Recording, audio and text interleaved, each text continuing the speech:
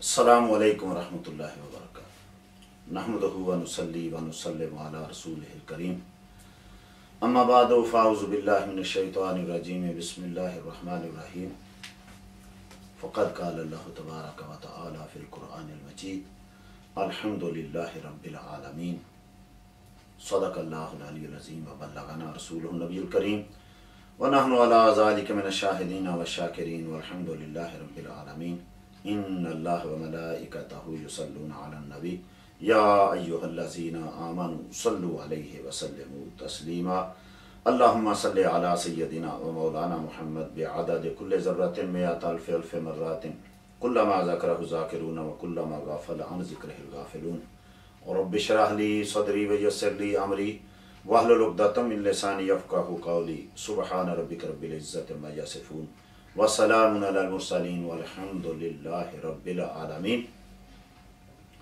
मौला या सल्ले व सल्लिम दाइमन अबदा अला हबीबिका खैरिल खल्क़ि कुल्लिहिम। दावत कुरान प्रोग्राम में हम आपकी खिदमत में हाज़िर हैं और कुरान करीम के सिलसिला में आज हम पहले पारे की मुख्तसर तफसीर जो है वो बयान कर रहे हैं। आज हम शुरू करते हैं सूरह फातिहा से। पूरे कुरान के उलूम सूरह फातिहा में हैं, तो मुख्तसर रब करीम की सब खूबियाँ जो हैं वो इसमें पहली ही आयत करीमा में बयान की गई हैं कि सारी खूबियाँ अल्लाह को जो मालिक है सारे जहान वालों का, वो बहुत मेहरबान और बहुत रहम वाला और रोज़ी जज़ा का मालिक है। उसी अब ये रब करीम की तारीफ़ बयान करना, नमाज पढ़ना, इबादत करना, ये आदमी के बस की बात नहीं है। तो इय्याका नअबुदु व इय्याका नस्तईन, बारी ताला हम इस इबादत पे तेरी इबादत करते हैं, तो कैसे करेंगे? हम तुझी से इसकी इस्तिआनत करते हैं। इबादत के करने पर, कुरान के पढ़ने पर बारी ताला हम तुझी से मदद चाहते हैं। तेरी मदद के बगैर हम ना तेरी इबादत का हक अदा कर सकते हैं और ना ही तेरे कुरान करीम के पढ़ने और उस पर अमल करने का हक अदा कर सकते हैं। इहदिनस सिरातल मुस्तकीम, चला हमको सीधा रास्ता। कौन सा रास्ता? सिरातल लज़ीना अनअमता अलैहिम, रास्ता उनका जिन पर तूने एहसान किया। उन बंदों का रास्ता, अपने उन औलिया का रास्ता, अपने उन अंबिया का रास्ता कि जिस पर तेरा एहसान है। गैरिल मग़दूबि अलैहिम वलद्दालीन, और उनके रास्ते पे हमें ना चला जिन पर तेरा गज़ब हुआ और ना बहके हुओं के रास्ते पर। अब जहाँ नेक लोगों का रास्ता मांगा गया, वहाँ गलत लोगों के रास्ते की नफ़ी भी कर दी गई। तो ये हक और बातल साथ साथ चलता है। जहाँ हक का साथ देना है तो वहाँ बातल का इनकार भी करना है। जहाँ तौहीद का इकरार है तो वहाँ जो है वो रब के सिवा सब माबूदों का इनकार भी ज़रूरी है। सिर्फ तौहीद का इकरार ही काफ़ी नहीं, बल्कि उसके सिवा जितने हैं उनका बतौर इला इनकार ये भी ज़रूरी है। अब कुछ लोग कहते हैं कि नहीं जी सीधी सीधी बात करो, किसी का रद्द नहीं। देखिए अब कुरान करीम ने शुरू में ही गलत लोगों का रद्द कर दिया। उन्हें बारी ताला जिन पर तेरा एहसान है, जिन पर तूने एहसान किया, उनके रास्ते पे चला और गलत लोगों के रास्ते से हमें बचा ले। ये वो सूरह फातिहा है जो बार बार पढ़ी जाती है और पूरे कुरान करीम के उलूम की अमीन है। और फातिहा यानी इसी से कुरान करीम जो है वो शुरू हो रहा है। और आगे सूरह बकरा है, कुरान करीम की सबसे लंबी सूरह, और बकरा आगे इसका बयान होगा कि इसको बकरा क्यों कहा गया। अलिफ लाम मीम ये हरूफ मुक़त्तआत में से हैं। इनके मानी अल्लाह और अल्लाह का रसूल जाने या जिसको वो चाहें वो जाने। ये अल्लाह और अल्लाह के रसूल के दरमियान एक राज है। तो फरमाया अलिफ लाम मीम ज़ालिकल किताबु ला रैब फी, ये वो बुलंद मर्तबा किताब है कि इसमें कोई शक की जगह नहीं है। फी है, कोई इसमें शक करे भी तो शक की जगह नहीं हो नहीं सकता। हुदल लिल मुत्तकीन, और ये डर वालों की हदायत है इसमें। कौन डर वाले? उनके आगे तफसीर बयान हो रही है। अल्लज़ीना युमिनूना बिल गैब, वो जो बिन देखे ईमान लाए। वो युकीमुनस सलाता, और नमाज को कायम जिन्होंने रखा। व मिम्मा रज़क़नाहुम युनफ़िकून, और हमारी दी हुई रोज़ी में से हमारी राह में खर्च करते हैं। और दूसरे उनकी सिफ़त क्या है? वल्लज़ीना युमिनूना, और वो लोग जो ईमान लाए बिमा उनज़िला इलैका, ऐ मेरे महबूब जो आप पर नाज़िल किया गया। वमा उनज़िला मिन क़ब्लिक, और वो जो आपसे पहले नाज़िल किया गया। अब इस आयत करीमा से मालूम हुआ कि आका करीम के बाद कोई ऐसी किताब या कोई ऐसा रसूल नहीं है जिस पर ईमान लाना ज़रूरी होता, वगरना यहाँ उसका भी बयान होता। फरमाया जो आप पर आपसे पहले जो नाज़िल किया गया उस पर ईमान लाने वालों के लिए ये कुरान हदायत है। व बिल आखिरति हुम यूक़िनून, और वो आखिरत पर जो यकीन रखते हैं। ये उन लोगों की सिफात हैं जिनके लिए ये कुरान जो है वो हदायत बन के आया। उलाइका अला हुद्दम मिन रब्बिहिम, यही वो लोग हैं जो अपने रब की तरफ से हदायत पर हैं, और यही वो लोग हैं कि जो अपनी मुराद को पहुंचे हुए हैं।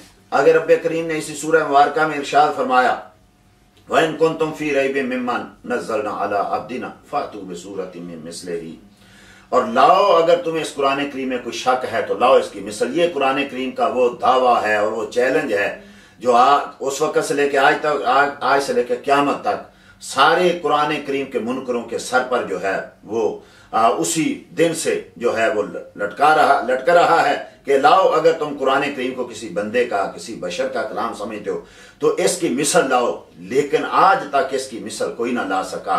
ये वो कुरान करीम है कि जिसने पूरी दुनिया के फुसहा बुलगा को आजिज करके रख दिया कि तेरे आगे यूं है दबे लचे फुसहा, अरब के बड़े बड़े, कोई जाने मुंह में ज़बान नहीं बल्कि जिस्म में जान नहीं।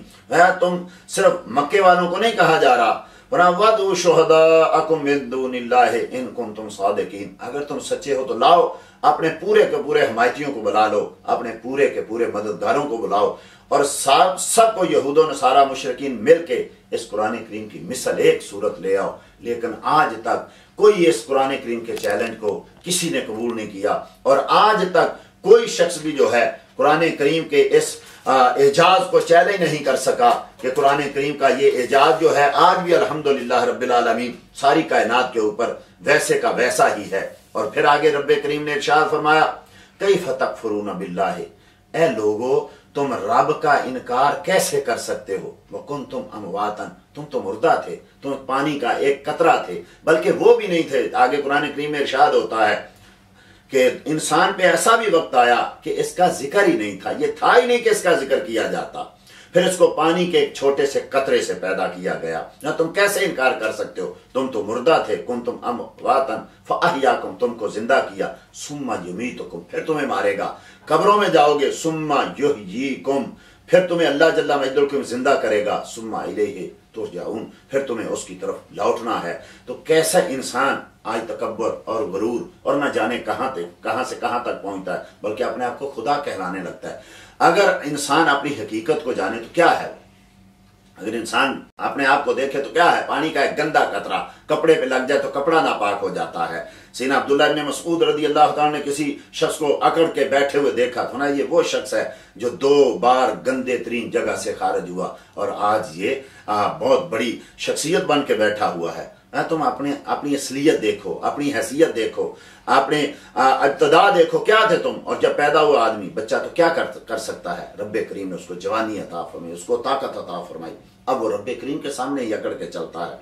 तो इसे तुम कैसे इनकार कर सकते हो, तुम तो मुर्दा थे, तुमको जिंदा किया, फिर तुम्हें मारेगा, फिर तुम्हें उठाएगा, फिर रब्बे करीम के सामने तुमने पेश होना है। आगे रब्बे करीम हजरत सीना आदम अलैहिस्सलातो तस्लीम के खलीफा बनाने की जो है बात कर रहा है।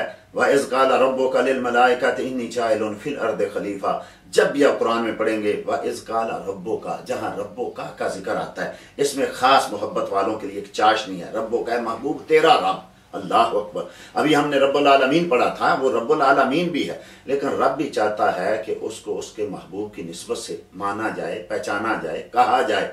अब यहाँ जो है ना, रब्बो का महबूब याद कीजिए जब तेरे रब ने फरिश्तों से कहा। सुबह क्या फरिश्तों का रब नहीं है वो, लेकिन रब्बे करीम चाहता है कि मुझे रब्बे मोहम्मद कहा जाए सल्लल्लाहु ताला अलैहि वसल्लम।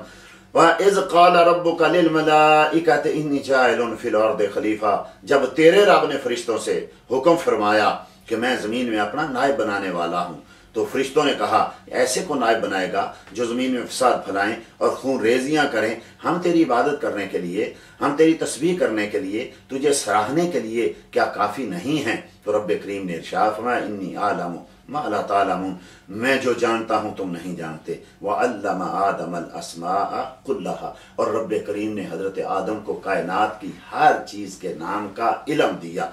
जो पैदा हो चुकी उसका भी इल्म दिया, जो पैदा नहीं हुई उसका भी इल्म रब्बे करीम ने सैयदना आदम अलैहिस्सलातु तस्लीम को दिया। तो रब्बे करीम चाहे तो किसी को तमाम अस्मा का इल्म दे, रब्बे करीम चाहे तो किसी को सब हकीकतों का इल्म दे।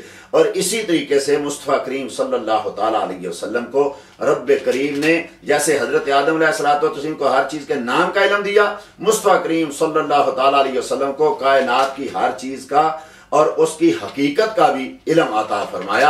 ये रब्बे करीम की अता है। रब्बे करीम जिसको चाहता है, जितना चाहता है, वो अता फरमाता है।